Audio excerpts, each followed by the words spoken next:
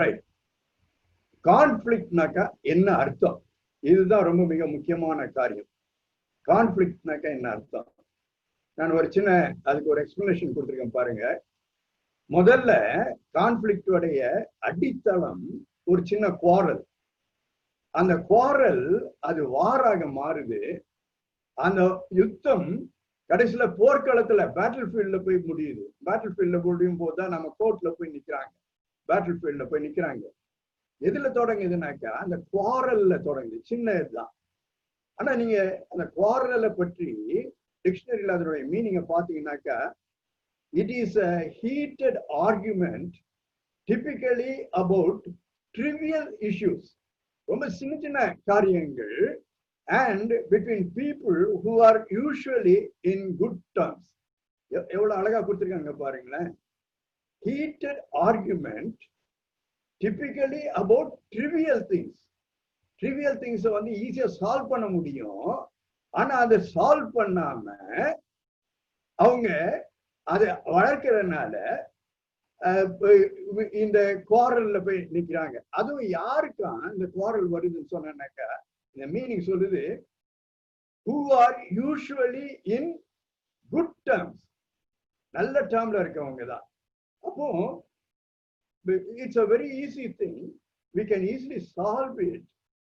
எப்போ சால்வ் பண்ண முடியும்னாக்கா, அதனுடைய துவக்கம் என்ன என்று பார்த்து அந்த துவக்கத்தை சரி செய்து விட்டால் எல்லா கான்ஃபிளிக்டுமே நம்ம சரி பண்ணிட முடியும். இதுல ஒரு பெரிய காரியம் என்னன்னாக்கா, இதுல ஒரு பெரிய அசுத்தமான ஒரு காரியம். இந்த குவாரல் வந்து எப்பவுமே பின்னால போகாது. It won't like to go back. It will start building up. அந்த பில்ட் பண்றதுனால தான் ஒரு பேட்டில் ஃபீல்டாக அது மாறுது. அதை நம்ம எல்லாரும் நன்றாக அறிந்திருக்கிறோம்.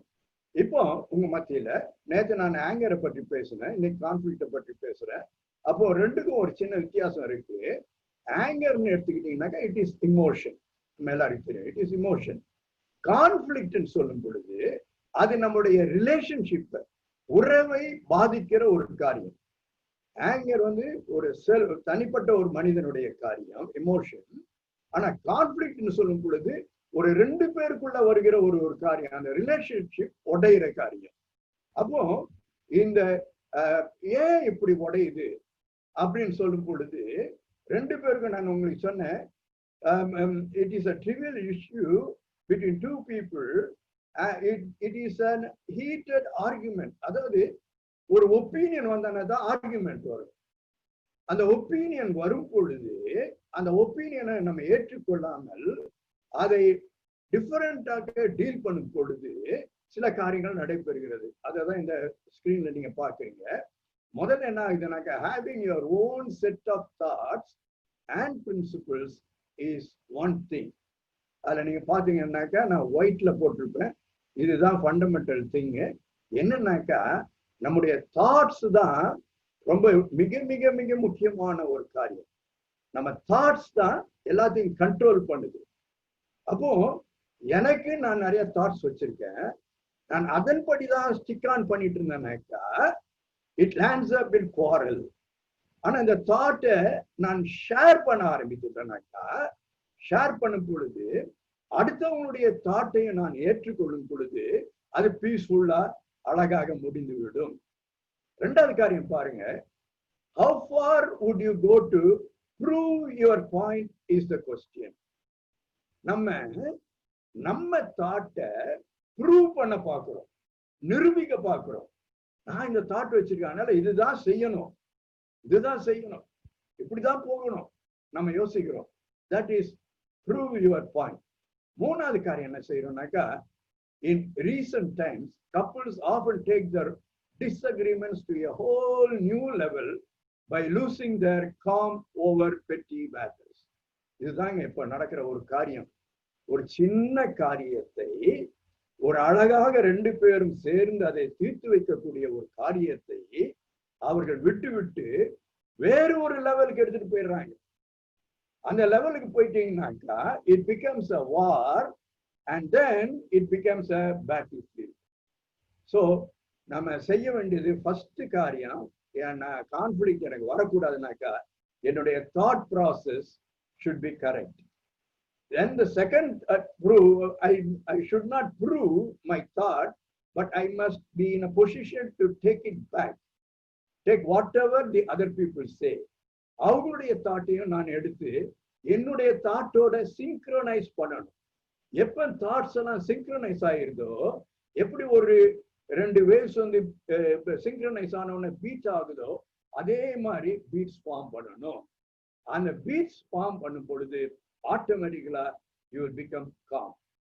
ஸோ இதான் மிக முக்கியமான காரியம். அதுல இன்னும் ஒரே ஒரு காரியத்தை நான் உங்களோட சேர்ந்து போட்டிருக்கேன். Respect your partner for who he or she is, because it isn't that the reason you married him or her in the first place. நீங்க எதுக்காக கல்யாணம் பண்ணீங்க, எதுக்காக அந்த பர்சனை நீங்க கல்யாணம் பண்ணணும், சண்டை போடுறதுக்கு இல்ல, 2 பேரும் கை கோர்த்து போவதற்காக தான் நீங்க திருமணம் செஞ்சிருக்கீங்க. Right? There is no way to avoid conflict in your marriage. ஒரு குடும்பம் சொன்னா கட்டாயம் மிஸ் அண்டர்ஸ்டாண்டிங் வரும், ஒரு குவாரல் ஒண்ணு வரும். ஆனால் அதை நம்ம எப்படி ஹேண்டில் பண்றோம்ன்றதுதான் முக்கியமான காரியம். எல்லாருமே சக்சஸ்ஃபுல் ஆறாங்கன்னு சொன்னாக்கா அவங்க அதை கரெக்டா ஹேண்டில் பண்ணிட்டாங்கன்னு அர்த்தம். ஹஸ்பண்ட் அண்ட் ஒய்ஃபா சேர்ந்து உட்காந்து அதை ஹேண்டில் பண்ணிட்டாங்க. அப்போ அந்த கான்ஃபிளிக்ட் வராம இருக்கு. ஆனா ஹேண்டில் பண்ண முடியாத, அதை ஏற்றுக்கொள்ள முடியாத மக்கள் அந்த கான்ஃபிளிக்டுக்குள்ளாக போகிறார்கள். ரைட்? ஒரு மேரிட் லைஃப்னு எடுத்துக்கிட்டீங்கன்னாக்கா, தயவுசெய்து நீங்க எல்லாம் கல்யாணம், எனக்கு தெரிஞ்ச நிறைய வருஷம் கல்யாணம் ஆனவங்களும் இருக்கீங்க, இப்பதான் கல்யாணம் ஆனவங்களும் இருக்கீங்க. கொஞ்சம் யோசிச்சு பாருங்களேன். முதல்ல நீங்க திருமணம் போன உடனே உங்க மனைவி என்ன செய்தாலும் இட் வாஸ் குட். ரசம் சொல்லி தண்ணியில மிளகு போட்டு வச்சானாக்கா ஃபர்ஸ்ட் கிளாஸா இருந்துச்சு. ஆனால் நாட்கள் போக போக இந்த அட்ராக்ஷன் என்னாச்சு? அதுக்குதான் தலைகளை போட்டிருக்கேன், ரிப்பலண்ட் ஆகிவிட்டது. இதுதான் நம்ம குடும்பத்துல நடைபெறக்கூடாத ஒரு காரியம். ஆண்டவர் கணவனையும் மனைவியும் பிரிக்கும் வரை இந்த அட்ராக்ஷன் இருந்து கொண்டேதான் இருக்க வேண்டும். அட்ராக்ஷன் சொல்லும் பொழுது it is not sexual attraction, it is the attraction of God's love between us. 2 பேருக்கும் நடுவுல ஆண்டவருடைய அன்பு நம்மை அட்ராக்ட் பண்ண வேண்டியது இருக்கிறது. ஆண்டவர் நம்ம இடத்துல இருந்து நமக்கு திருமணம் பண்ணி வச்சாருங்க. ஆண்டவர் தான் திருமணம் பண்ணி வச்சார். ஆண்டவர் என்ன எதிர்பார்க்கிறார்? அதுதான் முதல்ல உங்களுக்கு பாயிண்ட் அவுட் பண்ண நான் விரும்புறேன். ஏன்னா நம்ம கான்ஃபிளிக்ட் ஏன் வரக்கூடாது, நம்ம குடும்பத்துல வரக்கூடாது என்பதை நம்ம அறிந்து கொள்வதற்கு இது ஒரு காரணமாக ஒரு முக்கியமான காரியம். ஆண்டவருடைய எதிர்பார்ப்பு என்ன? God's expectation. பாருங்க, கல்யாணத்து அன்னைக்கு ஆல்டர்ல போய் மனைவியினுடைய கழுத்துல தாலி கட்டின உடனே அந்த ஆல்டர்ல இருந்து ஒரு சங்கீதத்தை வாக்கு தத்துவமாக வாசிக்கிறார்கள். அதை தான் நான் இந்த ஸ்கிரீன்ல போட்டிருக்கேன். என்னவா, ஹஸ்பண்ட் எப்படி இருக்கணும்னாக்கா காட் ஃபியரிங் ஹஸ்பண்டா இருக்கணும். கடவுளுக்கு பயந்து அவர் வழிகளில் நடக்கிறவன், கர்த்தருக்கு பயந்த ஒரு மனிதனாக கணவன் இருக்க வேண்டும். Blessings are on the head of the righteous. சிரசின் மேல ஆசீர்வாதம் தங்கி கொண்டிருக்கணும். 2வது, மனைவி கனி தரும் ஒரு திராட்சை கொடியாக இருக்கணும். கனி தரணும், சண்டை போடுறதுக்கு இல்ல, கனி தர்றதுக்கு தான் ஆண்டவர் மனைவியை கொண்டு வந்திருக்கிறார். எனக்கு பரிதாபம் பாருங்க, எத்தனை குடும்பங்கள், எனக்கு எத்தனை பேர் தெரியல, நீங்க கேட்டுட்டு இருக்கவங்க எத்தனை பேர் இப்படிப்பட்ட சூழ்நிலையில இருக்கீங்கன்னு தெரியல. ஆனா ஆண்டவர் வெளிப்படுத்தினதால தான் நான் இதை உங்களுக்கு சொல்றேன். நீங்க எத்தனை பேர் இன்றைக்கு கனி கொடுக்கிறவர்களாக குடும்பத்திலே இருக்கிறீர்கள்? 3வது நாம 2 பேரும், கணவன் கர்த்தருக்கு பயந்தவராலும் மனைவி கனி கொடுக்கிறவளாக இருந்தால், அந்த Proverbs 31ல இருக்கிற மாதிரி குணசாலியான ஒரு ஸ்திரீயா இருக்கும் பொழுது நம்முடைய பிள்ளைகள் ஆலிவ் பிளான்ஸ் மாதிரி இருப்பாங்க, பச்சை பசேல் என்று அவர்கள் இருப்பார்கள். ரைட். இப்போ இந்த கான்ஃபிளிக்ட்டுக்கு என்ன காரணம்? 4 மிக மிக முக்கியமான காரியங்கள் இந்த கான்ஃபிளிக்ட்டுக்கு காரணமா இருக்கு. முதல் காரியம், ரிலேஷன்ஷிப் உடையுது. நன்றாக இருந்த ரிலேஷன்ஷிப், நீ இல்லைனாக்கா நான் இல்லை, நான் இல்லைனாக்கா நீ இல்லை என்று முதலிலே திருமண நாட்களிலே சொன்ன அந்த வார்த்தை, அந்த உறவு கொஞ்சம் கொஞ்சமாக பிளவுபடுகிறது. 2வது காரியம், அன்றைக்கு இருந்த அன்பு, நீங்க என்னைக்காவது அந்த அன்பை பற்றி யோசித்து பார்த்துருக்கீங்களா? உங்க மனைவியோட இருந்த அன்பு யாராலுமே யோசித்து பார்க்க முடியாது. யாரோ ஒரு பெண் ஏதோ ஒரு குடும்பத்துல பிறந்தவா, நான் யாரோ ஒருத்தன் வேற குடும்பத்துல பிறந்தேன். ஆனா அன்றைக்கு தேவ சமூகத்துல இணைத்த உடனே ஒரு நம்மை அறியாமல் நம்முடைய உணர்ச்சிகளுக்கும் அப்பாற்பட்ட ஒரு அன்பு நம்ம 2 பேருக்குள்ள மாத்திரம் வருது. ஆனா இந்த கான்ஃபிளிக்ட் வரும் பொழுது இந்த அன்பு கொஞ்சம் கொஞ்சமா நம்ம விட்டு நீங்குவதை நம்ம பார்க்கலாம். 2 பேருக்கும் கேப் வரும், ஆரம்பிக்கும். 3வது காரியம், பவுண்டரி கண்டிஷன். உன்னை ஏற்ற துணையாக இருப்பேன் அப்படிதான் வைப்பேன். அப்படின்னா he has got a boundary, you have a boundary. 2 பேருக்கும் பவுண்டரி இருக்கு. அதை நம்ம ரியலைஸ் பண்ணணும். அநேகர் அதை ரியலைஸ் பண்றது கிடையாதுங்க. பவுண்டரிய ரியலைஸ் பண்றது கிடையாது. இப்ப recent last year 3 marriages counselling வந்தவங்க வந்ததுல 3 பேர் அன்சக்சஸ்ஃபுல் ஆயிட்டாங்க. ஏன்னு சொன்னாக்கா, அந்த பவுண்டரி கண்டிஷனை அவங்களால அக்செப்ட் பண்ண முடியல. ஒருத்தர் அமெரிக்கால இருந்து வந்தார். அவர் சொல்றாரு, அந்த பொண்ணு வீட்டுக்குள்ளதான் இருக்குது. அவர் வேலையில இருந்து வந்த உடனே யார்கிட்ட எல்லாம் போன் பண்ணான்ட்டு அவர் செக் பண்ணுவார். அந்த பொண்ணு எப்படி வாழும் அவர் கூட? பவுண்டரி உடைக்கப்படுது. அதனால பவுண்டரி இஸ் வெரி இம்பார்ட்டன்ட். ஆம்பளைக்கு உங்களுக்கு ஒரு பவுண்டரி இருக்கு, உங்க துணைவருக்கோ ஒரு பவுண்டரி இருக்கு. நீங்க அந்த பவுண்டரிக்குள்ள போகக்கூடாது. என்ன அங்கிள், வாரம் அவங்க அம்மாவை பார்க்கணுமா? இவரு வாரம் அவங்க அம்மா வீட்டுக்கு போகணுமா? ஒரு பொண்ணு கேட்டுச்சு இந்த கேள்விய. ஆமா, அவருக்கு ஒரு பவுண்டரி இருக்கு. அவர் போய் பார்க்கணும்னு பிளான் பண்ணியிருக்காரு, பெற்றோரை போய் பார்க்கிறாரு, தப்பு இல்லையே. ஆனா நீங்க அந்த பவுண்டரிக்குள்ள போக கூடாது. அதனாலதான் அந்த கான்ஃபிளிக்ட் வருது. 4வது காரியம்தான், இந்த நாட்களிலே மிகவும் மிகவும் மிகவும் மிகவும் பரிதாபமான கிறிஸ்தவ வாழ்க்கையை நாம் பார்க்கிறோம். External interference. எவ்வளோ கோடிக்கணக்கு ரூபாவை செலவழிச்சு மகளுக்கு திருமணத்தை நடத்தி வைக்கிறாங்க, மகனுக்கு திருமணத்தை நடத்தி வைக்கிறாங்க. ஆனா அந்த திருமணத்தை நிலைச்சு நிக்கிறதுக்கு விடுறது கிடையாது. வெளியில இருந்து உள்ள வராங்க. அதை பற்றி நான் இன்னும் டீட்டெயிலா கொஞ்ச நேரத்துல பேசுவேன். ரைட். உறவு, உங்களுக்கும் உங்கள் துணைவியாருக்கும் உள்ள உறவு எப்படிப்பட்ட உறவு? It is a covenant relationship. உடன்படிக்கை உறவு. மறந்து விடாதீர்கள். உங்களுக்கும் உங்களுடைய கணவருக்கும் உங்களுடைய மனைவிக்கும் உள்ள relationship it's a covenant relationship. இந்த காவனன்ட் ரிலேஷன்ஷிப்பை நீங்க அக்ரி பண்ண உடனேயே பரிசுத்த ஆவியானவர் உங்களை சுற்றி தன்னுடைய அன்பினாலே நிரப்புகிறார். அதனாலதான் அந்த கயிறை நான் போட்டிருக்கேன். முப்பரினுள் சீக்கிரமாய் ஆறாது. It will never break. It will never break. அப்போ நம்மளுடைய இந்த உடன்படிக்கை உறவை கடைசி வரை காத்து கொள்ளுவது மிக மிக முக்கியமான ஒரு காரியம். அதுக்கு அடுத்தது நம்ம பார்க்க வேண்டியது, ஆண்டவருடைய வார்த்தைக்கு கீழ்ப்படிந்த ஒரு குடும்பமாக இருந்தால் இந்த கான்ஃபிளிக்ட் வராது. பாருங்க, இதுதாங்க ஆண்டவர் நம்ம குடும்பத்தை பற்றி கொடுத்திருக்கிற கர்த்தருடைய வார்த்தை. ஆதியாகமம் 2ஆம் அதிகாரம் 24வது வசனம் எல்லாருக்கும் தெரியும். ஒருவன் தன் தகப்பனையும் தன் தாயையும் விட்டு தன் மனைவியோடு இசைந்திருப்பான். டபாக். ஒரு குரங்கு குட்டி தன்னுடைய தாயை எப்படி அப்படியே அணைச்சுக்குதோ அதே மாதிரி கணவனும் மனைவி இருப்பாங்கன்ட்டு அந்த ஹீப்ரு வேர்டு டபாக்ன்ற வேர்டை யூஸ் பண்றாங்க அந்த இடத்துல. யாரை விட்டுட்டு? தகப்பனையும் தாயையும் விட்டு. அவன் சொல்லும் பொழுது இது ஹீப்ரு வேர்டு, அது அவளுக்கும் பொருந்தும்.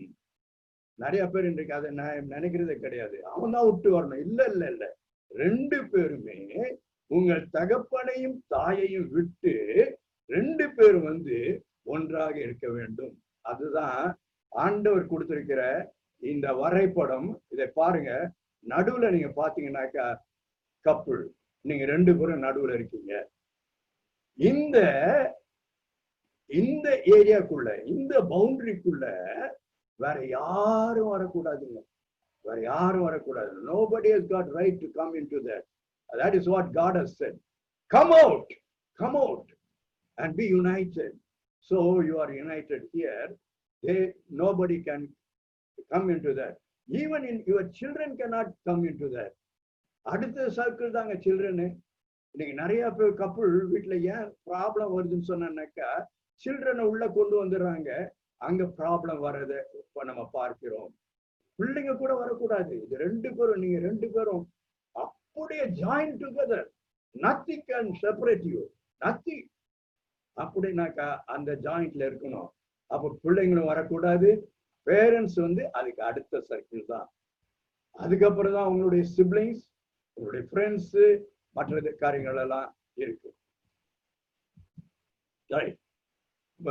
இந்த கடவுளுடைய வார்த்தையை நீங்க உடைச்சானா என்ன ஆகும்?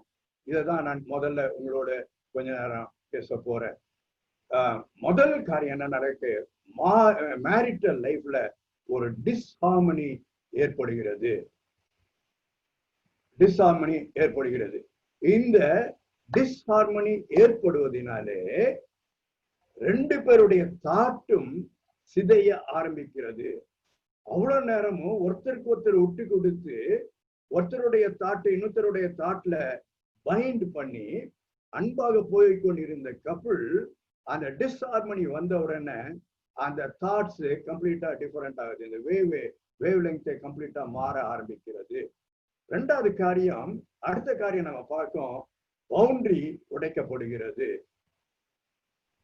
ரொம்ப கேர்ஃபுல்லா இருக்க வேண்டிய ஒரு காரியம் என்னன்னாக்கா, டு பி எதெல்லாம் நீங்க அவாய்ட் பண்ணணும் அப்படின்னு சொல்லி நான் போட்டிருக்கேன். இந்த பவுண்டரி கண்டிஷன்ஸ் ரொம்ப மிக முக்கியமான காரியம் தான். ஆனா அந்த பவுண்டரியில ஹஸ்பண்டோ ஒய்ஃபோ ரொம்ப காஷியஸா இருக்கணும். நீங்க நிறைய பேர் மிஸ் பண்ணிடுறாங்க. மிஸ் பண்ணாதீங்க. எதெல்லாம் மிஸ் பண்ணக்கூடாது? பவுண்டரி இருக்கு, கட்டாயம் உங்களுக்கு இருக்கணும். ஆனா அந்த பவுண்டரியில சில காரியங்களை நீங்க அவாய்ட் பண்ணணும். முதல் காரியம், ரிலேஷன்ஷிப் வித் ஆப்போசிட் செக்ஸ். அடுத்த எதிர்மாறான எதிர்ப்பாளரோடு உள்ள உறவு அதுல இருக்கக்கூடாது. ரெண்டாவது, giving priority to parents and siblings. எங்க அப்பா அப்படி சொன்னாங்க. சிலர் சொல்லுவாங்க, எங்க அப்பாவுக்கு இது பிடிக்காதுங்க, எங்க அப்பாவுக்கு இது பிடிக்காதுமா. அது உங்க அப்பாவுடைய பவுண்டரி, அது உங்க அப்பாவுடைய பவுண்டரி, உங்க பவுண்டரி கிடையாது. ரைட்? உங்க ஒய்ஃபோடைய பவுண்டரி கிடையாது, அது உங்க அப்பாவுடைய boundary. That's a completely different thing. ஆனா உங்களுடைய boundary, that's a very very important thing. மூன்றாவது காரியம், டெசிஷன் மேக்கிங். டெசிஷன் மேக்கிங்ல I have every right to make decision, no doubt about it. As a husband, I will have to take decisions. As a wife, she will have to take a decision. As a child, they will have to take decisions. ஆனால் இந்த decision making திருமணமானதுக்கு அப்புறம் ரெண்டு பேரும் சேர்ந்து தான் எடுக்க முடியும். நான் நினைச்சிட்டேன் நோ, நத்திங் டூயிங்.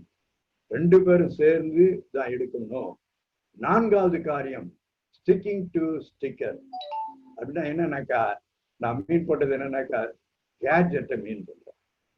இன்னைக்கு நிறைய வீடுகள்ல குடும்பங்கள், பிள்ளைகள், முக்கியமாக பிள்ளைகள் வழி தவறி போவதற்கு காரணம் யார் தெரியுமா? பெற்றோர் தான். என்னுடைய கவுன்சிலிங் எக்ஸ்பீரியன்ஸ்ல நான் சொல்றேங்க, நீங்க பிள்ளைங்களை கவனிக்கிறது கிடையாது. அதுக்கு பதிலா உட்காந்து அதை குத்திக்கிட்டு இருக்கீங்கல்ல, ஸ்டிக் பண்ணிட்டு இருக்கீங்களா அந்த ஸ்டிக்கரை, அதுதான் காரணம். ஐந்தாவது காரியம், செல்ஃபிஷ்னஸ்.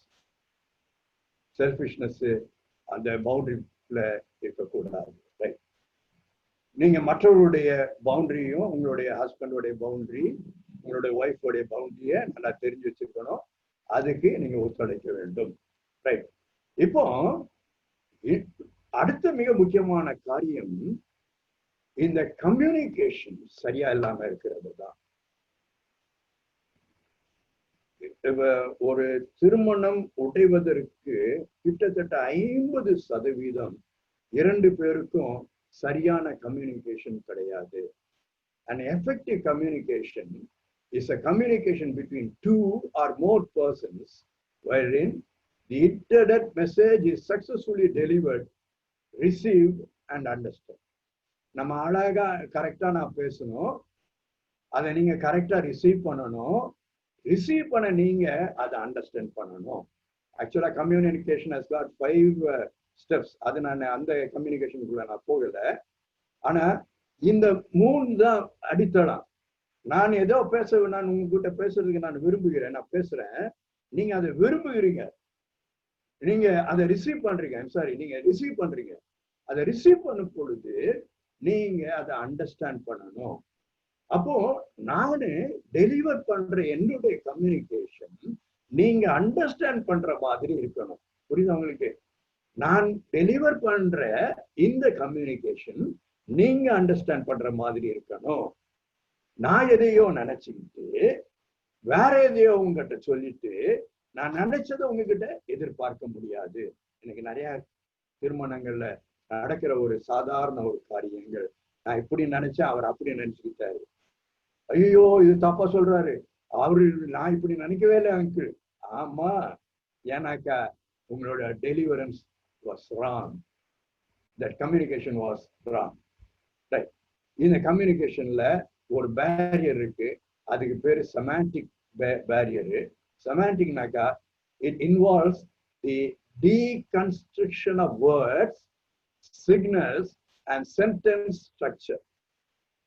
நல்லா கவனிக்க. அதுல என்ன, அதுக்கு ஒரு சைக்கலாஜிக்கல் டேர்ம்ஸ் நான் போட்டிருக்கேன், செமாண்டிக் பேரியர்னு.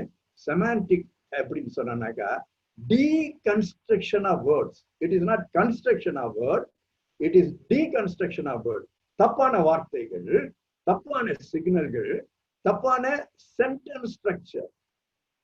அப்புறம் the semantic refers to the misunderstanding between the sender and the receiver arising due to their different meaning of words. அவங்க புரிஞ்சுக்கிறது தப்பா புரிஞ்சுக்கிறாங்க. The semantic barrier usually arises when the information is not the simple language and contains those words or symbols that have multiple meaning. Okay, இதை நான் ஒரு சின்ன ஒரு இதுல போட்டேன் நானு. செமாண்டிக் பேரியர் நீங்க பாத்தீங்கன்னா கீழே இருக்குது, ஒவ்வொன்றா பார்க்கலாம். மேல பாத்தீங்கன்னாக்கா பேட் எக்ஸ்பிரஷன். பேசும் பொழுது நம்ம பேசுகிற எக்ஸ்பிரஷன் ரொம்ப ரொம்ப முக்கியமான ஒரு காரியம். வாய்க்குள்ளே பேசுவாங்க சிலர், வாய்க்குள்ளே பேசுவாங்க. அப்ப சிலர் அதுல இன்ட்ரெஸ்ட் இல்லாமலே பேசுவாங்க. There are 7 types of communication. அதை நான் இதுல போடல. நாங்க யூஸ்வலா நம்ம ஷாலம்ல இது போடும்போது அதை போடுறது உண்டு. ஆனா இது வெறும் செமாண்டிக் பேரியரை மாத்திரம் நான் போட்டிருக்கேன். So bad experiments. அடுத்தது ஃபால்ட்டி டிரான்ஸ்லேஷன். தப்பிதமாக உணர்ந்து கொள்ளுதல், தப்பிதமாக அதை எடுத்துக்கொள்ளுதல். நான் ஒரு நல்ல காரியத்தை சொல்லியிருப்பேன் என் ஒய்ஃப் கிட்ட, ஆனா என் ஒய்ஃப் என்ன பண்ணுவாத தப்பா எடுத்துக்கிறா, அதனாலதான் வருது. அடுத்தது வேர்ட் வித் டிஃப்ரெண்ட் மீனிங். அது ஒரு தேவையில்லாத ஒரு மீனிங்கை நம்ம நடுவில் கொண்டு வந்துடும். So it becomes a word with different meaning. அப்புறம் unclarified assumption.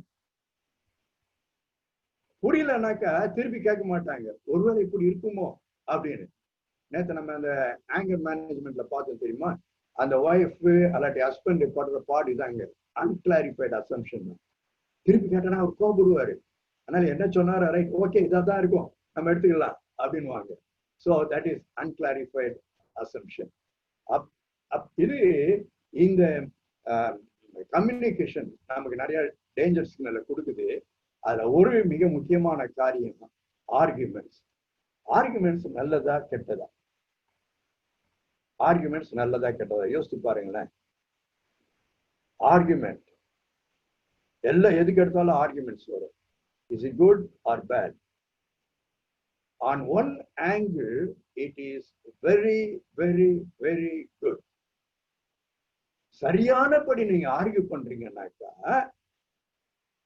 ஃபுல் பிக்சரையும் எடுத்து அதற்கேற்ற மாதிரி காரியங்களை செய்வீங்க. யூஸ்வலா இந்த ஃபேமிலி ஃபைனான்ஸ் இருக்கு பாருங்க, அதுல இது ரொம்ப important thing. Argument, good argument is very very important thing. நம்ம ஒரு வீடை கட்ட போறோம், அப்போ ஒவ்வொரு ஆங்கிள் நீங்க யோசிக்கிறீங்க. 360 டிகிரிஸும் நீங்க பாக்குறீங்க. 360 டிகிரிஸ்ல அதை பற்றி ஆர்கியூ பண்றீங்க. then you come to a conclusion and you are implementing it. அதே நேரத்துல ஆர்குமெண்ட் பேடாவும் அமையும். good when acceptable by both parties. learn to accept unacceptable. இது ஒரு இது உங்க எல்லாருக்கும் தெரியும். learn to accept the unacceptable. ஒருவேளை நான் என்னால அக்செப்ட் பண்ண முடியாது, ஆனா என்னுடைய ஒய்ஃபும் நானும் உட்கார்ந்து பேசினதுனால ஒரு கன்க்ளூஷன் வந்ததுனால I will have to accept it. Okay. When do we know that a relationship is not working? Arguments and misunderstanding become frequent. சில வீட்டுல பாத்தீங்கன்னாக்கா எதுக்கு எடுத்தாலும் ஆர்குமெண்ட், எதுக்கு எடுத்தாலும் ஆர்குமெண்ட். நீங்க நம்ப மாட்டீங்க, கவுன்சிலிங்ல உட்கார்ந்து உட்காருவாங்க, உடனே ஆர்குமெண்ட் ஆரம்பிச்சுவாங்க. ஆர்குமெண்ட், எதுக்கு எடுத்தாலும் argument. No no no no no, that's not correct. எல்லாத்துக்கும் ஆர்குமெண்ட் கிடையாது. பாசிட்டிவா நமக்கு எது நன்மையா இருக்கு அதை தான் நம்ம ஆர்கியூ பண்றோம். It is not what is set to each other, but how and when it is set. This is very very important. அதான் ஒன்று சொல்லிட்டேனே அப்படின்னு கிடையாது. நாம எப்போ எப்படி சொன்னோம் அப்படின்னு சொல்லும் பொழுது ரெண்டு பேருக்கும் ஒரு நல்ல அண்டர்ஸ்டாண்டிங் வந்துடும். அந்த நல்ல அண்டர்ஸ்டாண்டிங் வந்த உடனே எல்லாத்தையுமே கரெக்டா நம்மளால சால்வ் பண்ண முடியும். If you want to win the arguments, always you are always irritable at home and at work, fail to meet goals and deadlines. நான் தான் எப்பவுமே ஜெயிக்கணும். சிலரோட ஆட்டிடியூட் அப்படி இருக்கும். நான் சொல்றதுதான் ஜெயிக்கணும், நான் சொல்றதுதான் செய்யணும், என் குடும்பத்துல அதை தான் செய்யணும், எங்க அப்பா அம்மா சொல்லிட்டாங்க அதனால அதை தான் செய்யணும். That is not correct. சரி, ஒரே ஒரு சொல்யூஷன். இப்படிப்பட்ட ஒரு சூழ்நிலையில உங்க குடும்பம் இருந்துச்சுனாக்கா, ஆர்குமெண்ட்ல வின் பண்ண முடியாம ஒரு சூழ்நிலையில இருந்துச்சுனாக்கா, நான் உங்களுக்கு கொடுக்கக்கூடிய ஒரே ஒரு ஆலோசனை, only solution, you go and meet the counsellor. Okay, right. அடுத்தது கான்ஃபிளிக்ட்டுக்கு இன்னொரு மிக முக்கியமான காரியம் டிஸ்ஹானஸ்டி, உண்மையற்ற ஒரு தன்மை.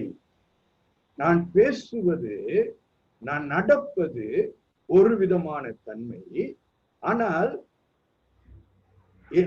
நான் மற்றவர்களோடு பழகுவது வேறொரு தன்மை.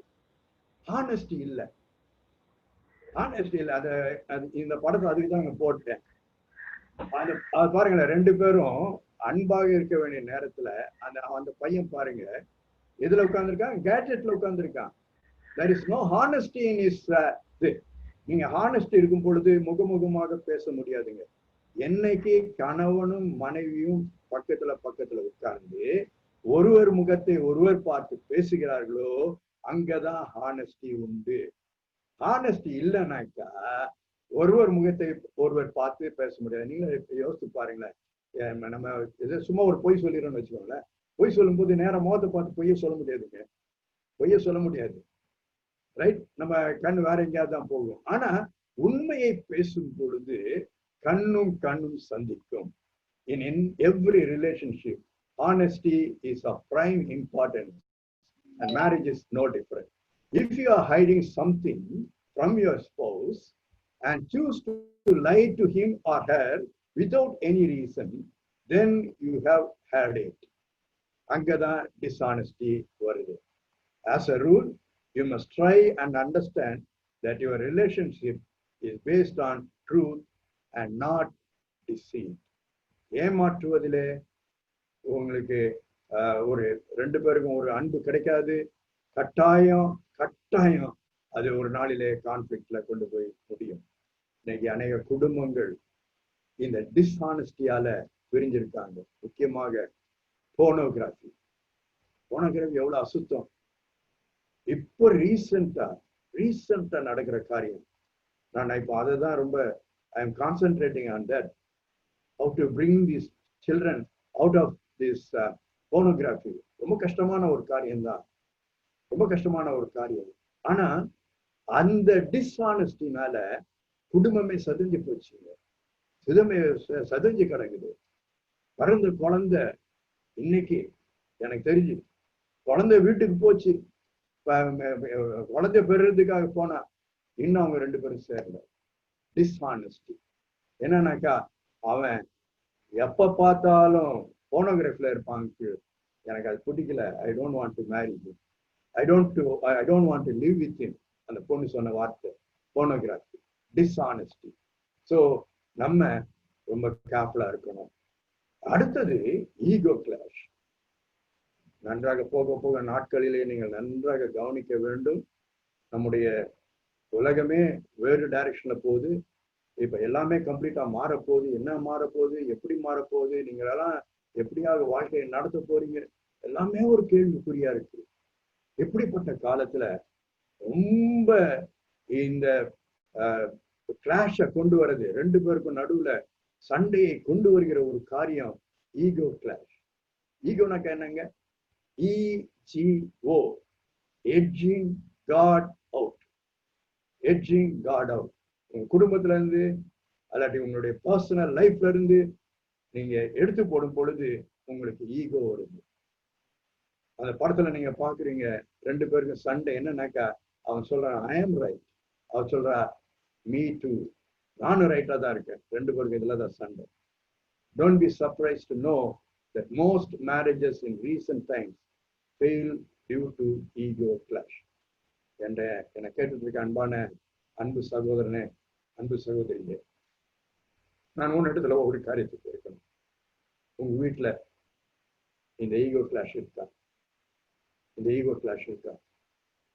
அநேக பெண்கள், ஆண்களுக்கு திடீர்னு வேலை போயிருக்கு. வேலை போன பிறகு ஈகோ கிளாஷ். Ego clash. அன்னைக்கு நான் ஒரு இடத்துல கேள்விப்பட்டேன். என்ன சொல்றது தெரியல, கண்ணீர் தான் வருது அதை குடும்பத்தை நினைச்சது. ஆனா நீங்க எப்படியாவது அவங்களுக்கு கவுன்சில் பண்ணணும். நான் அனுப்பி வைக்கிறேன், நீங்க கவுன்சில் பண்ணுங்க. என்ன விஷயம்? 2 பேரும் தனித்தனியா சமையல் பண்றாங்களா? சென்னையில 2 பேரும் தனித்தனியா சமையல் பண்றாங்க. கணவனுக்கும் மனைவிக்கும் ஈகோ கிளாஷ். பிள்ளைங்க எல்லாரும் வேலை செய்கிற அம்மாவோடு இருக்கிறார்கள். வேலை இழந்த தகப்பனார் தனிமையாக நிற்கிறார். இன்றைக்கு நடக்கிற ஒரு காரியம். ஏன் இந்த கிளாஷ்? ஏன் இந்த clash? You are edging out. You are throwing out God. Don't do it. Don't do it. Don't throw away God. Have the love of God. Have the love of God. Today God is speaking to you, my dear brother. God is speaking to you, my dear sister. If you are having such a problem at your house, this is the time you come back to God. Come back to God. Come back to God. If you think you are right all the time, you may be wrong. Accept the fact that you both are a team and it is not about winning all the time. எல்லா நேரமும் நான் தான் ஜெயிக்கணும், நான் சொல்றபடி தான் நடக்கணும், எல்லாம் வேண்டாம். ஈகோ விட்டுருங்க. ஈகோ தான் கம்ப்ளீட்டா நம்மளை இது பண்ணுது. கடைசியில நான் உங்களுக்கு திரும்பவும் அந்த பழைய படத்தையே நான் போடுகிறேன். மேரிட் லைஃப் ஸ்டைல் அப்படின்ற முதல்ல நான் காட்டின அதே ஸ்கிரீனை நான் திரும்ப உங்களுக்கு காட்டுறேன். அன்னைக்கு அட்ராக்ஷன் இருந்துச்சுங்க. பலவிதமான variety of enjoyment you both had. Today இந்த கான்ஃபிளிக்டால அந்த என்ஜாய்மெண்ட் இருக்கு அவங்ககிட்ட. அந்த கான்ஃபிளிக்டால ஏன் இந்த கான்ஃபிளிக்ட் வந்துச்சு? அன்னைக்கு இருந்த அந்த என்ஜாய்மெண்ட் இல்ல. அதுதான் நான் முதல்ல உங்களுக்கு அந்த படத்தை போட்டேன். Inner circle, husband and wife alone. Are you allowing anybody to come in between you? ரொம்ப பரிதாபமான காரியம். நீங்க தயவு செய்து தப்பிதமா நினைச்சுக்காதீங்க. பிராக்டிக்கலா நடக்கிற காரியம். இன்னைக்கு எங்க ஷாலம்ல நீங்க கேட்டீங்கன்னாக்கா எல்லாருக்கும் தெரிந்த ஒரு காரியம். இன்னைக்கு கணவன் மனைவி 2 பிள்ளைங்க, அழகான பிள்ளைகளை அவ்வளவு பணம் கொடுத்து அவ்வளவு பணம் செலவழிச்சு சேர்த்து வைத்த பெற்றோர் அவர்கள் இருவரையும் பிரிக்கிறார்கள். யார் பிரிக்கிறது? பெற்றோர். அவங்க உள்ள வராங்க.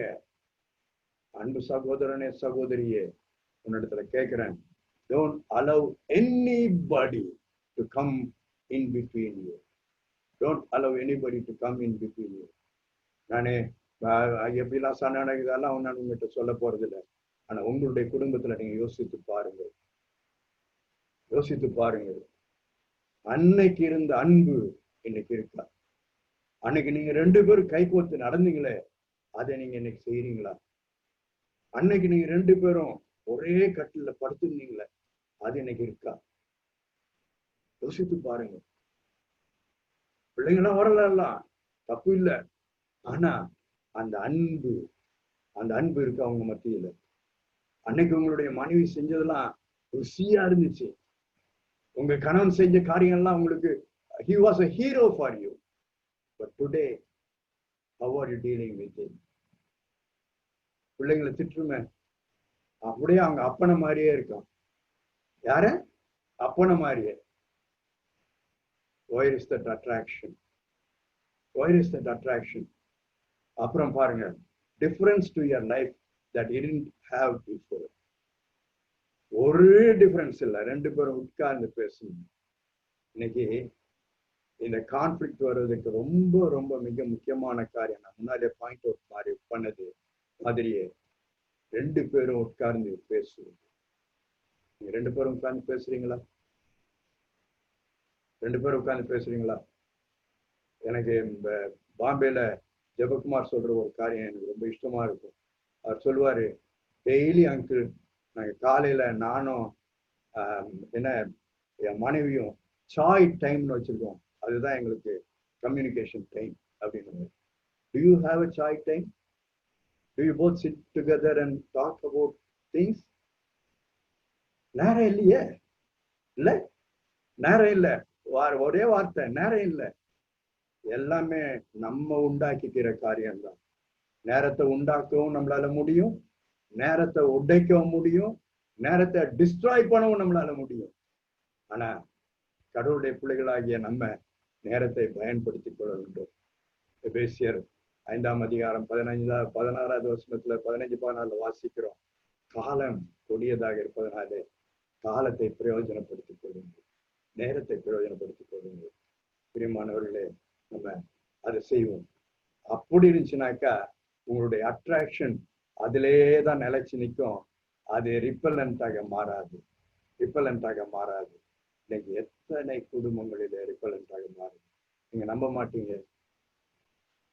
திருமணமாகி 30 வருஷம் 35 வருஷம்லாம் கவுன்சிலிங் போறாங்க. That attraction has become a repellent. நம்ம ரிப்பலண்ட் கேள்விப்பட்டிருக்கோம், இந்த கொசு மேல வந்து கடிக்காம இருக்க போடுறது, அந்த ரிப்பலண்டாக மாறி விடுகிறது. அந்த ரிப்பலண்ட் மாறக்கூடாது. அது மாறக்கூடாதுனாக்கா இதே ஒரே ஒரு காரியம், the best solution for conflict. அதை மாதிரி நான் உங்களோட சொல்ல விரும்புகிறேன். என்ன சொல்யூஷன்? நம்ம வீட்டுல வர கான்ஃபிளிக்டுக்கெல்லாம் நம்ம என்ன சொல்யூஷன் இருக்கு? வெறும் கடவுளுடைய வார்த்தை தான் நமக்கு உபயோகமாகும். அதுல முதல் ஒவ்வொரு வசனமா நான் உங்களுக்கு சொல்ல நான் விரும்புகிறேன். 1 கொரிந்தியர் 13ஆம் அதிகாரம் 4வது வசனம், அன்பு நீடிய சாந்தம் உள்ளது. பேஷண்ட். உங்கள்கிட்ட கான்ஃபிளிக்ட் வந்துச்சுனாக்கா, பிரியமானவர்கள கான்ஃபிளிக்டா இருந்துச்சுனாக்கா, தயவுசெய்து நீங்க நீல் பண்ணுங்க, ஆண்டவர்கிட்ட கேளுங்க, ஆண்டவரே give me that patience. அந்த சாந்தத்தை கொடுங்க ஆண்டவரே. ஒப்புரவாகுங்கள். இன்றைக்கு நீங்க ஒப்புரவாகுங்க, ஆண்டவர்கிட்ட அந்த சாந்தத்தை கேளுங்க. இந்த சாந்தத்தை தாங்க ஆண்டவரே. தயவும் உள்ளது. It has serenity. எவ்வளவு ஒரு அருமையான வார்த்தை, serenity. தயவு உள்ளது.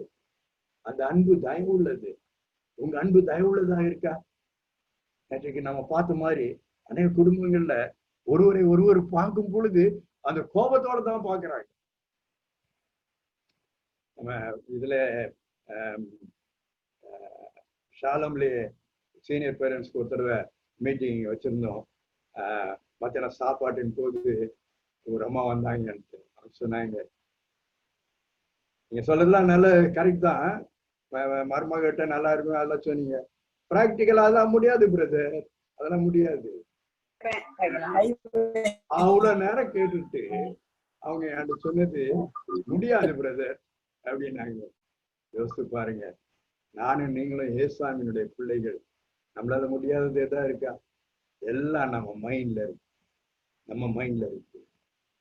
அன்பு தயவுள்ளது, அன்புக்கு பொறாமை இல்லை, அன்புக்கு பொறாமை இல்லை. அன்புக்கு தன்னை புகழாதுங்க, தன்னை புகழாது. இருமா ஆரகண்டா இருக்கவே இருக்காது, ஆரகண்டா இருக்காது. நானும் நீங்களும் கான்ஃபிளிக்ட் ஒரு மிக மிக முக்கியமான காரியம் இருமாப்பு. இருமாப்பு. ஒரு நாள் உட்காந்து கவுன்சிலிங் பண்றவங்க காலையில இருந்து இதே எங்க ஷாலம் கவுன்சிலிங் ரூம்ல நடந்தது நான் உங்களுக்கு சொல்றேன். 2 பேரும் பெங்களூர்ல இருந்து வந்திருக்காங்க. காலையில 11 மணிக்கு ஆரம்பிச்சோம். ஒவ்வொரு காரியமா சால்வ் பண்ணி 4:30 மணிக்கு 2 பேரும் காம்ப்ரமைஸ் ஆகிற டைம். அந்த ஐயா சொன்னாரு, ஐ எம் சோ சாரி அப்படின்னு அவர்கிட்ட சொன்னாங்க. அவர் சொன்னா, ஐ எம் சோ சாரி, நீ ஒண்ணும் எனக்கு வேண்டாம், நம்ம பிரியணும், ஒரே வார்த்தையில சொல்லி. உடனே கேட்டேன், ஏமா இந்த டெசிஷன் எடுக்கிறதுக்காம எங்களெல்லாம் இப்படி வயசானவங்க எல்லாம் கொண்டாந்து எவ்வளவு நேரம் உட்கார வச்சு? Arrogant. Don't be arrogant. Don't be arrogant. If only Christ could have been arrogant, think of your stage. அவர்கிட்ட நாங்க கேட்டது, முதல்ல வந்தவன் அந்த பொண்ணுகிட்ட கேட்டது, நாங்க ஒரு ஃபார்ம்ல எழுத சொல்லுவோம், have you accepted Christ as your personal savior? எஸ்ன்னு போட்டிருக்கா. ஒரு ஸ்பிரிச்சுவல் சர்ச்சுக்கு போறாளாம். கடைசியில 4:30 மணிக்கு, 11 மணிக்கு ஆரம்பிச்சது, 4:30 மணிக்கு நோன்னு சொல்ற ஆரகன்ஸ். உங்ககிட்ட அந்த ஆரகன்ஸ் உண்டா? ஆரகன்ஸ் உண்டா? உங்க கணவர்கிட்ட சில குணங்கள் இருக்குங்க, அதுக்காக தான் உங்களை கொண்டு வந்த. அவனுக்கு ஏற்ற துணையை உண்டாக்குவேன். அவனுக்கு பலவீனம் உண்டு, ஆகவே அந்த பலவீனங்களை நிறைவு செய்வதற்கு அவனுக்கு ஏற்ற துணையை உண்டாக்குவேன் என்று கர்த்தர் உங்களை கொண்டு வந்திருக்கிறார். Don't be arrogant. Don't be arrogant. 2வது பாருங்க, அயோக்கியமானதை செய்யாது. It is not rude. உங்ககிட்ட ஒண்ணு, மனைவி கிட்ட ஒண்ணு, எங்க அம்மா கிட்ட ஒண்ணு வார்த்தைகள். No, no, no, no, no. That is very wrong. அது அயோக்கியமானதாச்சே. நீங்க உங்களுடைய மனைவிக்கு துரோகம் பண்றீங்களே, நீங்க உங்களுடைய கணவருக்கு துரோகம் பண்றீங்களே, நீங்க உங்களுடைய பிள்ளைகளுக்கு துரோகம் பண்றீங்களே. சில எஸ்பெஷலி லேடிஸ் பண்ற ஒரு காரியம், தங்களோட பிள்ளைங்க இருக்கணும்னு சொல்லி அவங்களை தக்க வைக்க அயோக்கியமான காரியங்களை செய்கிறது. அப்பாவை கெட்டவனாகவே ப்ரொஜெக்ட் பண்றது, அப்பா குடும்பத்தை கெட்டவளாகவே ப்ரொஜெக்ட் பண்றது. No no no no, don't do that. அயோக்கியமானதை செய்யாதீங்க. தற்பொழிவை நாடாது, தற்பொழிவை நாடாது. அடுத்தது, நேற்று அதை பற்றி நிறைய நல்ல டீட்டெயில் தான் நம்ம பேசிட்டோம். கோபப்படாது. அப்புறம் அடுத்த காரியம் என்னன்னாக்கா, தீங்கு நினையாது. தீங்கு நினையாது. தீங்கு மாதிரி நினைக்காதீங்க. எப்போ தீங்கு நினைக்க தெரியுமா? எப்போ தீங்கு நினைக்க வரும் தெரியுமா? ஒரு சின்ன எக்ஸாம்பிள் தான் நான் உங்களுக்கு தெரியும். என்னைக்கு தீங்கு நினைக்க வரும்னு சொன்னாக்கா, நீங்க போனோகிராஃபியை பார்த்தா தீங்கு நினைக்க வரும். You will not be satisfied with your wife at all. Your mind will be fully occupied with other women. Their images, it will be in your brain. நீங்க நினைக்கலாம், தப்பா நினைப்பீங்க, தீங்க நினைப்பீங்க. பிரியமான சகோதரனே, நான் ஏன் இந்த வார்த்தையை பேசுகிறேன் எனக்கு தெரியாது. ஆவியானவர் உங்களோடு பேசிக் கொண்டிருக்கிறார். நீங்க நீங்க போனோகிராஃபி பாக்குறீங்களா? Please come out of it. Please come out of it. உங்க குடும்பத்துல கான்ஃபிளிக்ட் வேணான்னு சொன்னீங்கன்னாக்கா, நீங்க 2 பேரும் ஒன்னாக கடைசி மட்டும் ஆண்டவருடைய வருகை மட்டும் ஹஸ்பண்ட் ஒய்ஃபா ஒன்னா இருக்கணும்னு நீங்க விரும்புனீங்கன்னாக்கா, கம் அவுட் ஆஃப் தட். தீங்கு நினைக்காதீங்க, அசுத்தத்தை நினைக்காதீங்க. அடுத்தது பாருங்க, 6வது வசனம் சொல்லுது, அநியாயத்தில் சந்தோஷப்படாது. அநியாயத்தில் சந்தோஷப்படாது. இது ஒரு அநியாயம் நடந்துச்சு. என்ன அநியாயம்? இந்த கொரோனா வந்ததுல உலகத்தினுடைய பைனான்சியல் இது எல்லாமே மாறுதுன்றாங்க. அதெல்லாம் வாசிக்கும் பொழுது, எக்கனாமிக் இதெல்லாம் வாசிக்கும் பொழுது ஒரே பயங்கரமா இருக்கு. என்ன நடக்க போகுது, நாளைக்கு என்ன நடக்க போகுதுன்னு யாருக்குமே தெரியாது. உலகம் முழுக்கும் அது அப்படி நடக்குது. அப்படிப்பட்ட நேரத்துல ஒரு உங்களுடைய கணவருக்கோ உங்களுடைய மனைவிக்கோ ஒரு அநியாயம் நடந்தானாக்கா அது எப்படி இருக்கும்? சந்தோஷப்படுவீங்களா? துக்கப்படுவீங்களா? அநியாயத்துல சந்தோஷப்படாது. அநியாயத்துல சந்தோஷப்படாது. அப்புறம் ஒரே ஒரு காரியத்துல சந்தோஷப்படும், அதான் ட்ரூத். சத்தியத்தில் சந்தோஷப்படும். சத்தியம்தான் நம்மளுக்கு கொடுக்கப்பட்டிருக்கிற ஒரு பெரிய வரம். அந்த சத்தியத்தை மிஸ் பண்ணாம அந்த ட்ரூத்தில் நம்ம நடப்போம் என்று சொன்னால் உங்களோட குடும்பம் சந்தோஷமா இருக்கும். உங்க குடும்பத்துல எந்த விதமான கான்ஃபிளிக்டும் வராது. இது ஒரு மிக முக்கியமான வசனம். கடைசியாக நான் உங்களோட பகிர்ந்து கொள்ள போகிறேன். சகலத்தையும் பிரியமானவர்களே, சகலத்திலையும் போய் சண்டை போடுறதுல பிரயோஜனமே கிடையாது. மற்றவங்க தூண்டுதலின் பேர்ல பேசுறதுல பிரயோஜனமே கிடையாது. என்ன இருந்தாலும் அதை தாங்கும் சக்தி உங்களுக்கு வேண்டும். என்ன இருந்தாலும் தாங்கணும். சகலத்தையும் தாங்கும். சகலத்தையும் தாங்கும்.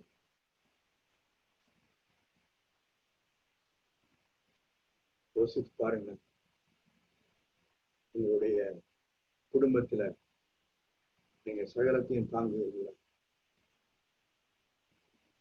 சகலத்தையும் விசுவாசிக்க கணவன் மீது மனைவி மீது உள்ள விசுவாசம் உறுதிப்பட்டதாக இருக்க வேண்டும். கடவுள் மீது எப்படியாக நீங்கள் விசுவாசம் வைத்திருக்கிறீர்களோ அதே போல உங்களுடைய பார்ட்னர் மேல நீங்க விசுவாசம் வச்சிருக்கணும். உங்க கணவர் மேல விசுவாசம் வச்சிருக்கணும். யாராவது வந்து சொல்லுவாங்க, இன்னைக்கு அதுதாங்க பெரிய பிரச்சனை. இந்த கான்ஃபிளிக்டுக்கு பெரிய பிரச்சனை என்னன்னாக்கா, யாராவது வந்து தப்பா சொல்லி விட்டுறது, அவ்வளவுதான். அது பத்தி எரியும். அது பத்தி எரிய வேண்டியதுதான். நான் பார்த்தேன் அப்படின்னுவாங்க, அவ்வளவுதான். அது நம்ம அப்படியே ஏற்றிக் கொள்கிறது. சகலத்தையும் விசுவாசிக்க, சகலத்தையும் விசுவாசி. இது ஏன் இதை நான் மிக முக்கியம் சொல்றேன்னாக்கா, you teach your children. Teach your children. எனக்கு ரொம்ப ரொம்ப அன்பாக என்கிட்ட இருப்பாங்க. அம்மா சொல்லியிருந்தாங்க, பிரதர் நான் ரொம்ப ப்ரௌடா இருக்கேன், ரொம்ப ரொம்ப பெருமை பிரதர் என் மகளை பற்றி அப்படின்னு. ஏன் சிஸ்டர் என்ன ஆச்சு அப்படின்னு நான் அவளுக்கு சொல்லி கொடுத்துருக்கேன். நம்ம எல்லாரையும் விசுவாசிக்கணும், எல்லாத்தையும் விசுவாசிக்கணும், மற்றவங்களுடைய பேச்சை எடுக்கக்கூடாது, குடும்பத்துல மாத்திரம் மற்றவங்க பேச்சை எடுக்கக்கூடாது, எல்லாம் சொல்லி கொடுத்துருக்கேன். அவ ஹஸ்பண்டை பற்றி அவங்க அம்மாவே தப்பா சொன்னாங்க. யாரை பற்றி? ஹஸ்பண்டை பற்றி ஒய்ஃபு கிட்ட ஹஸ்பண்டோடைய அம்மாவே தப்பா சொன்னாங்கன்னா, ஆனா இவ அதை ஏற்றுக்கொள்ளல. சகலத்தையும் விசுவாசிக்கும், சகலத்தையும் நம்பும். இன்னைக்கு இந்த நம்புற காரியம் மிக மிக முக்கியமான காரியம். இந்த சகலத்தையும் நம்பும். It has got a variety of meanings. இதை உங்க பிள்ளைகளுக்கு நீங்க சொல்லிக் கொடுக்க வேண்டிய ஒரு காரியம் தங்கள் மீதே தங்களுக்கு ஒரு நம்பிக்கை வர வேண்டும். அப்போ பிள்ளைகளுக்கு தங்களுக்கே தங்கள் மீது ஒரு நம்பிக்கை வேண்டும் என்று சொன்னால் அவர்கள் நேரடியாக பார்க்கிற காட்சி அப்பாவும் அம்மாவும் தான். அப்பாவும் அம்மாவும் ஒருவரை ஒருவர் நம்புகிறதையும் ஒருவரை ஒருவர் விசுவாசிக்கிறதையும் ஒருவரை ஒருவர் தாங்குவதையும் பார்க்கும் பொழுது அந்த குழந்தையும் அதே காரியத்தை பெற்றுக் கொள்கிறது. நல்ல கவனத்துல வச்சுக்கோங்க. They are silent watchers. They are all silent watchers. ஆனா நீங்க உங்களுடைய நடத்தையினால அவர்களுக்கு பாடங்கள் சொல்லி தருகிறீர்கள்.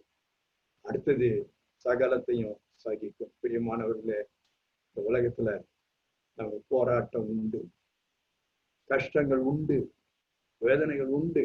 ஆனா சகலத்தையும் சகிக்க நம்ம கற்றுக்கொள்ளணும். நான் இந்த நாட்களிலே யோகுவை பற்றி அதிகமாக தியானித்துக் கொண்டிருக்கிறேன்.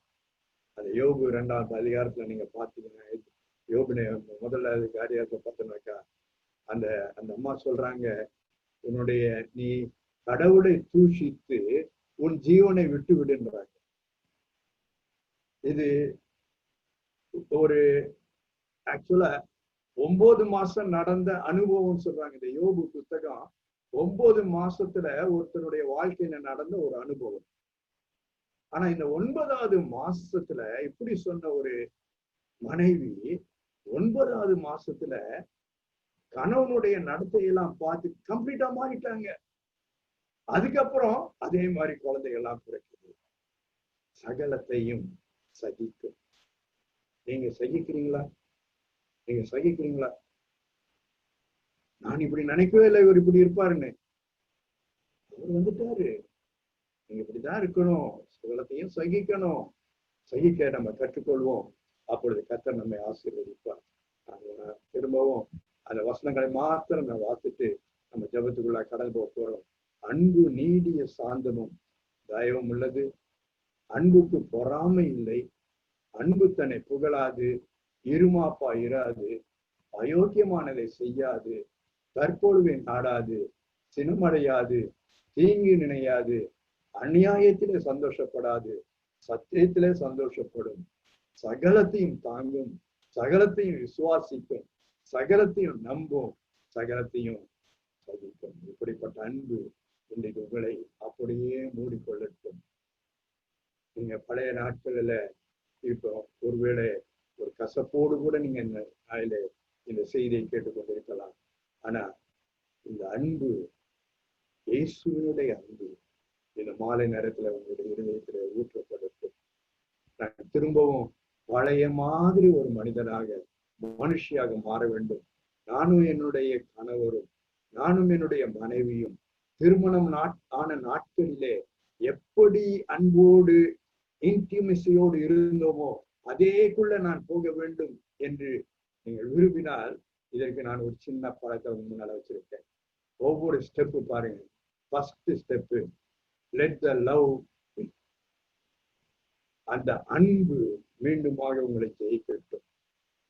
இன்னைக்கு கான்ஃபிளிக்ட், செப்பரேஷன் அதெல்லாம் வேண்டாங்க.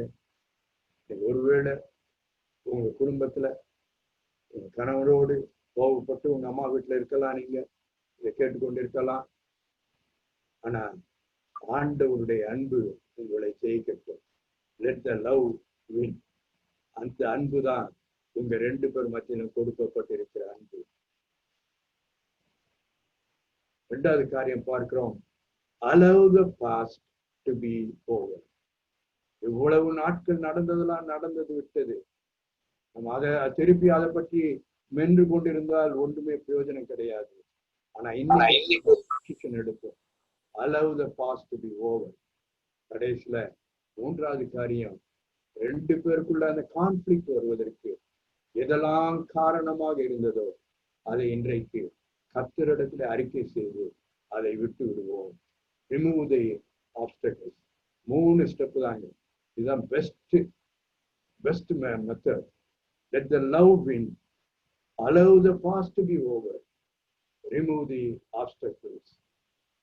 Now come back as a new creature. with love and intimacy. With love and intimacy. கர்த்தர் இப்படிப்பட்ட ஒரு பெரிய கிருபையை உங்களுக்கு தருவாராக. ஆண்டவர் உங்களை ஒவ்வொருவரையும் ஆசீர்வதிக்கணும். God bless you. அக்கா கையில ஒரு கோப்பு கொடுக்கிறேன். ஜெப நிலைக்கு போகலாம். ஆண்டவர் இந்த நாள்ல சௌந்தரங்கள் மூலமாக நம்மோடு கூட அருமையாக பேசினார். ரொம்ப வித்தியாசமாக ஆவியானவருடைய வழி நடத்துதலின் படியாக நிறைய காரியங்களை பகிர்ந்து கொண்டாங்க. இப்போ ஆண்டவரோடு நாம பேச போறோம். ஆண்டவர் அவர் அங்கிள் மூலமாக நம்மோடு பேசின காரியங்களுக்கு பதிலாக இப்போ நம்ம அவர்கிட்ட பேசலாம்.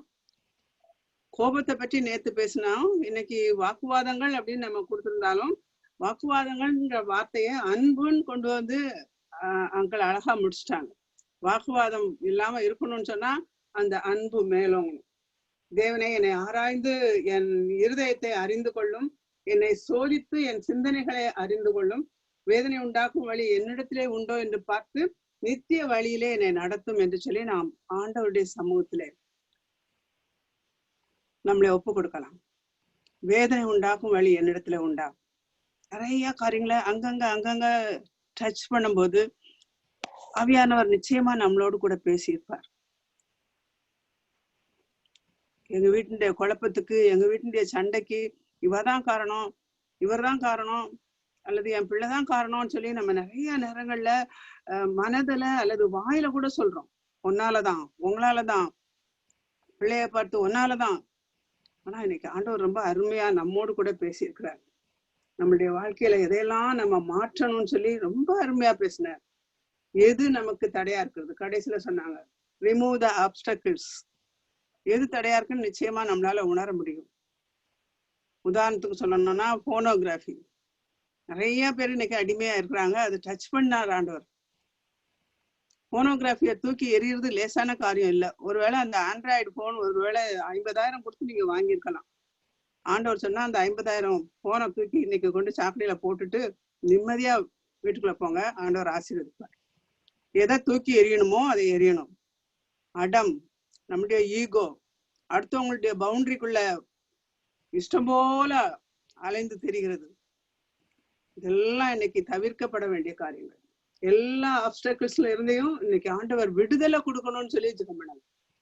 ஆண்டவரே என்ன மன்னியும்னு சொல்லி நம்ம கேட்க வேண்டியது.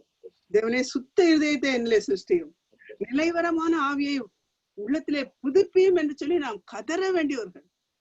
நேர போக்குக்கு வந்து உட்கார்லப்பா அம்மா, நேர போக்குக்கு நம்ம வரல. இந்த 1.5 மணி நேரம் ஒழுங்கு பண்றதுக்கு எவ்வளவு காரியங்கள் என்று உங்களுக்கு தெரியும். நீங்க எல்லாத்தையும் வீட்டுக்குள்ள ஒதுக்கி வச்சுட்டு வந்து உட்கார்ந்துருக்கீங்க. அது பெரிய விஷயம். ஆவியானவர் நம்மளோட கூட பேச விரும்புகிறார். இவ்வளவு நாளும் போட்ட சண்டை போதும், தூக்கி வச்சுட்டு ஆண்டவரே என்னை புதுப்பியும் என்று சொல்லி கேட்கறதுக்கு தான் ஆண்டவர் நம்மளை கூப்பிட்டு வந்துக்கிறார். உங்க சமூகத்தை விட்டு தள்ளாமலும் உங்களுடைய பரிசுத்தாவியை என்னிடத்துல இருந்து எடுத்துக்கொள்ளாமலும் வரும் என்று சொல்லி தாவீது ஜெபிப்பது போல ஜெபிக்கலாமா? அருமையான தருணம். ஊழியம் செய்யறோம், சர்ச்சில் எல்லாத்துலயும் முன்னால நிக்கிறோம். ஆனா 4 சுவருக்குள்ள என்னுடைய வாழ்க்கை இன்றைக்கு எப்படி இருக்கிறது? தேவன் அருவருக்கும் அநேக காரியங்கள் நம்மிடத்துல உண்டு இல்லையா? கெட்ட வார்த்தை, கையை நீட்டி அடிக்கிறது, இதெல்லாம் ஊழியம் செய்யறவங்க வீடுகள்ல இருக்குது. இன்னைக்கு நானும் அதுக்கு அடிமையா இருக்கிறேன்னான்னு பார்க்கலாம். சபையில மூப்பரா இருக்கலாம், அல்லது ஒருவேளை ஊழியக்காரரா கூட இருக்கலாம். தேவன் இன்றைக்கு நம்மளை பாயிண்ட் அவுட் பண்ணி கேட்கிறாரு. நொறுங்குண்ட இருதயத்தை தாரும் ஆண்டவரே. தேவனுக்கு ஏற்கும் பலிகள் நொறுங்குண்ட ஆவிதான். தேவனே, நொறுங்குண்டதும் நறுங்குண்டதுமான இருதயத்தை நீர் புறக்கணிங்க. தீர்மானம் எடுக்கலாமா? கேட்டுட்டு அப்படியே போகாதீங்கப்பா, கேட்டுட்டு அப்படியே போகாதீங்க. கடைசி காலத்துல நிக்கிறோம் அப்படிங்கிறது நம்ம எல்லாருக்கும் தெரியும். வெகு சீக்கிரத்துல ஆண்டவர் வரப்போகிறார். தட்டி விட்டுட்டு போகாதீங்க. ஆவியானவருடைய செயல்பாட்டுக்கு அடிபணிந்து நம்மளை ஒப்பு கொடுக்கலாம். தீர்மானம் எடுப்போம். இனிமே நான் இதை செய்ய மாட்டேன், இனிமே நான் இப்படி பேச மாட்டேன், இனிமே நான் வீட்டுல சத்தத்தை உயர்த்த மாட்டேன், இனிமே நான் கையை உயர்த்த மாட்டேன், இனிமே நான் ஒருவேளை போனோகிராஃபில உட்கார்ந்து நான் சுத்திக்கிட்டு இருக்க மாட்டேன். தெளிவாக தேவன் நம்மோடு கூட பேசியிருக்கிறார். ஐயா, அம்மா, எதை விடணுமோ அதை விட்டுத்தான் ஆகணும் அப்பதான் தேவன் நம்மளை ஆசீர்வதிக்க முடியும். விடுதலை கொடுக்கிறவர் ஆண்டவர். நம்முடைய சுயபலத்தினால முடியாது. கர்த்தருடைய ஆவியானவர் எங்கே உண்டோ அங்கே விடுதலை உண்டு என்று சொல்லி வேத வசனம் சொல்லுகிறது. ஆவியானவரே எனக்குள்ளே வாரும் என்று சொல்லி கூப்பிடலாம். எனக்கு இந்த காரியத்துல இருந்து விடுதலை தாரும். எங்க அப்பா கோபக்காரர், எங்க அம்மா கோபக்காரர், அதனால நானும் கோபக்காரன்னு சொல்லி பூசி மொழுக வேண்டாம். ஆண்டவருடைய சமூகத்துல நம்மள தாழ்த்தி வெறுமையாக்கி கொடுக்கலாம். ஆவியினால நிரப்பப்பட்டவர்களாக புது சிருஷ்டிகளாக நம்ம எழுப்பி போக ஆண்டவர் விரும்புகிறார். அங்கிள் ஜெபம் பண்ணி ஆசீர்வாதம் கூறி கூட்டத்தை முடிப்பாங்க. நல்ல பிதாவே, இந்த நல்ல மாலை நேரத்திற்காக நாங்கள் உங்களுக்கு நன்றி சொல்கிறோம். ஏசாயா 8ஆம் அதிகாரம் 18வது வசனத்தை ஆண்டவரே இந்த நேரத்தில் நினைவு கூறுகிறோம். நாங்கள் இருவர் மாத்திரமல்ல ஆண்டவரே, எங்களுடைய பிள்ளைகளும் ஒரு அற்புத அடையாளங்களாக இந்த இந்திய தேசத்தில் இருக்க வேண்டும் என்று விரும்புகிறேன். அதற்கு ஏற்றபடி ஆண்டவரே, எங்கள் மத்தியிலே உம்முடைய அன்பை நாங்கள் இன்னும் இன்னும் இன்னும் அதிகமாக உறுதிப்படுத்த கர்த்தர் உதவி செய்யும்படியாக நாங்கள் ஜெபிக்கிறோம். இந்த நேரத்தில் ஆண்டவரே, பிரச்சனைகளோடு, வாக்குவாதங்களோடு, ஆண்டவரே சண்டைகளோடு யாராவது அமர்ந்திருப்பார்கள் என்று சொன்னால் அந்த அன்பு பிள்ளைகளுக்காக நாங்கள் ஜெபிக்கிறோம். ஆண்டவர், இன்றைக்கு நீர் திட்டவட்டமாக பேசி இருக்கிறீர். அதை காம்ப்ரமைஸ் ஆவதற்கு வேண்டிய பலத்தை உன்னதத்திலிருந்து அவர்களுக்கு நீங்க கொடுக்கும்படியாக அடியேன் கெஞ்சுகிறேன் ஆண்டவரே. ஒவ்வொரு பிள்ளையையும் உன்னதத்திலிருந்து அந்த பலத்தை அவர்கள் மீது அப்படியே இறங்கும்படியாக நான் கெஞ்சுகிறேன் ஆண்டவரே. பெரிய காரியங்களை குடும்பங்களிலே செய்யட்டும் ஆண்டவரே. எங்களுடைய குடும்பங்கள் உம்மால் இணைக்கப்பட்ட குடும்பங்கள் ஆண்டவரே. நீர் எங்களை இணைத்திருக்கிறேன். 128வது சங்கீதத்தை ஆண்டவரே அப்படியே நாங்கள் எங்களுடைய சொந்தமாக்கி கொள்ள கர்த்தர் அனுக்கிரகம் பாராட்டும்படியாக நான் ஜெபிக்கிறோம் ஆண்டவரே. பிள்ளைகள் ஒலிவ மர கன்றுகள் போல எல்லாருடைய குடும்பத்திலும் இருக்கட்டும் ஆண்டவரே. இந்த நாட்களிலே அநேக காரியங்களை நாங்கள் கேள்விப்படுகிறோம். வாலிப பிள்ளைகள் மத்தியிலே, இளம் வாலிபர் மத்தியிலே, சிறு பிள்ளைகள் மத்தியிலே அசுத்தமான காரியங்களை எல்லாம் நாங்கள் கேள்விப்படுகிறோம். ஆனால் இன்றைக்கு இந்த இடத்திலே தங்களை ஒப்பு கொடுத்த ஒரு குடும்பத்திலும் பிள்ளைகள் பாதை தவறி போகக்கூடாது ஆண்டவரே. எல்லாரும் ஒரு ஒலிவ மர கன்றுகளை போல இருக்கணும் ஆண்டவரே. யோசேப்பு உயர்ந்தது போல, தாவீது உயர்ந்தது போல இந்த பிள்ளைகள் எல்லாரும் உயரட்டும் ஆண்டவரே. சமாதானம் இந்த குடும்பங்களிலே நிலைத்திருக்கட்டும், சந்தோஷம் நிலைத்திருக்கட்டும். இவர்கள் மத்தியிலே கொண்டு வருகிற எல்லா பிளவுகளையும் இயேசுவின் நாமத்தினாலே கடிந்து நாங்கள் அப்புறப்படுத்துகிறோம் ஆண்டவரே. உன்னதத்திலிருந்து அப்படியே சமாதானம் இந்த நேரத்துல பிள்ளைகள் குடும்பத்திலே எங்கெல்லாம் அமர்ந்திருக்கிறார்கள் அப்படியே இறங்கட்டும் ஆண்டவரே, இறங்கட்டும் ஆண்டவரே, அப்படியே இறங்கட்டும் ஆண்டவரே. குடும்பங்களிலே உங்களுடைய மகிமையினாலே முடிசூட்டி ஆசீர்வதித்து வழி நடக்கும் தேவ கரத்துக்குள்ளாக எங்களை அர்ப்பணிக்கிறோம். இயேசுவின் மூலம் ஜெபிக்கிறோம் எங்கள் நல்ல பிதாவே, ஆமென். நமது ஆண்டவராக இயேசு கிறிஸ்துவினுடைய கிருபையும் பிதாவாகிய தேவனுடைய அன்பும் பரிசுத்த ஆவியானவருடைய அந்யோன்ய ஐக்கியம், சமாதான, சந்தோஷம் உங்கள் அனைவரோடு கூட இன்றும் என்றும் சதா காலமும் நிலைத்திருப்பதாக. ஆமென். ஆமென்.